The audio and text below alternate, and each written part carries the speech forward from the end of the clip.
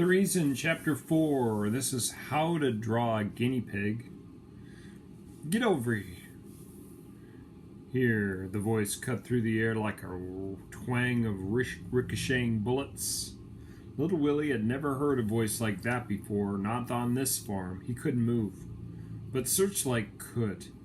The owner of the voice barely had time to step back into the house and close the door. Searchlight barked and snarled and jumped at the closed door. Then the door opened a crack. The man stood in the opening. He was holding a small Derringer pistol and pointing it at Searchlight. His hand was shaking. "Don't shoot," Little Willie yelled as he reached out and touched Searchlight gently on the back. The barking stopped. "Who are you?" "Name's Clifford Snyder, State of Wyoming," the man said with authority. He opened the door a little further.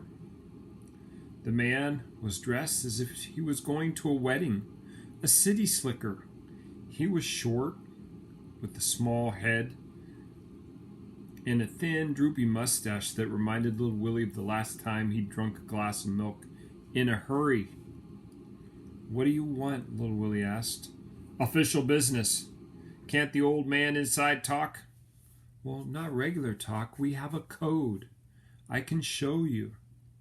As Little Willie reached for the door, Clifford Snyder again aimed his gun at Searchlight, who began to growl. "Leave that thing outside," he demanded. "She'll be all right if you put your gun away." "No." "Are you afraid of her?" "I'm not afraid." Dogs can always tell when someone's afraid of them. "Just get in this house this minute," Clifford Snyder yelled, and his face turned red.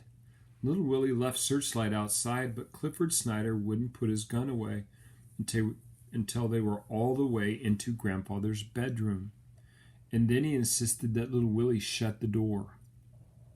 Grandfather's eyes were wide open and fixed on the ceiling. He looked much older and much more tired than he had this morning. "You're no better than all those other folks," Clifford Snyder began as he lit up a long, thin cigar and blew smoke toward the ceiling. "And anyway, it's the law, plain and simple." Little Willie didn't say anything. He was busy combing Grandfather's hair like he did every day when he got home.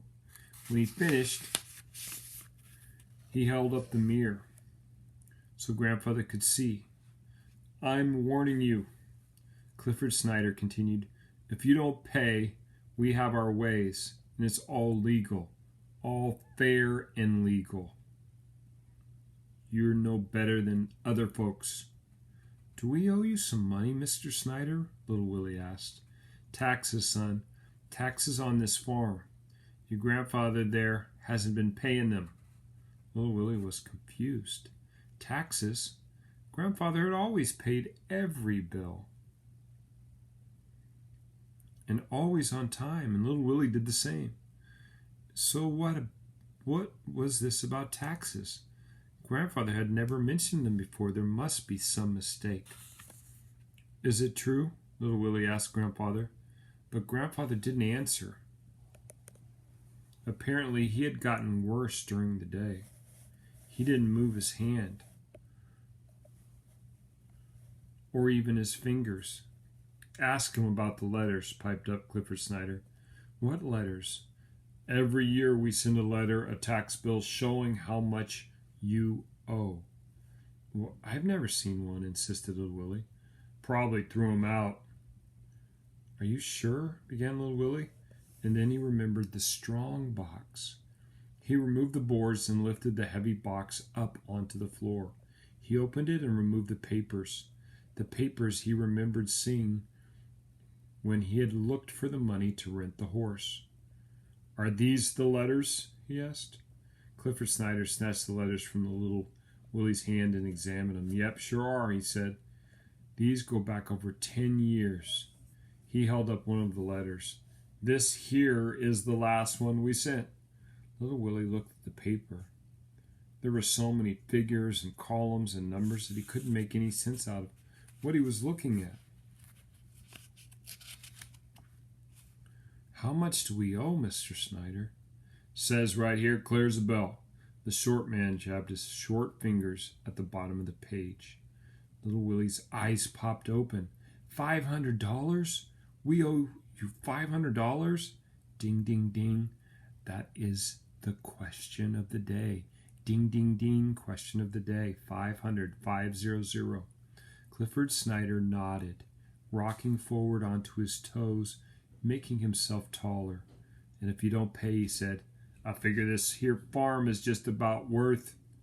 Well, you can't take our farm away. Little Willie screamed as Searchlight began barking outside.